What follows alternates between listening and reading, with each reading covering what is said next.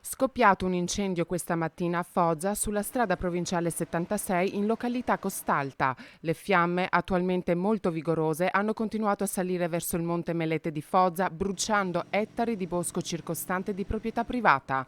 Si tratta di più focolai distanti l'uno dall'altro e si sospetta il dolo.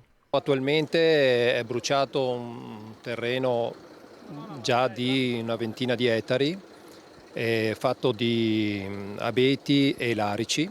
Intervenuti sul luogo i carabinieri forestali, numerose squadre dei vigili del fuoco di Asiago, Vicenza e Tiene, oltre il servizio antincendio boschivo regionale e i volontari della protezione civile. Anche un elicottero con una cisterna da 10.000 litri è stato impegnato per contrastare il fuoco, oltre a quello della forestale.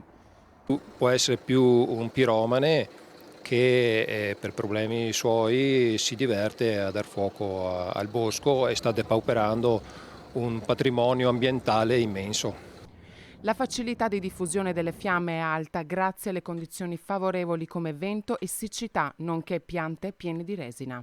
Ci sono più di 100 giorni che non piove le condizioni perché si propaghi un incendio sono quelle ideali.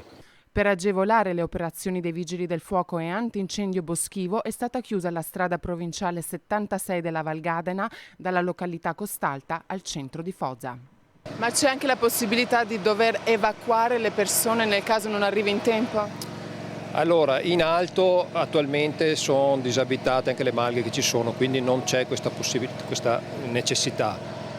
Se continua si può espandere tornare giù verso Foggia e allora si dovrà valutare anche questo.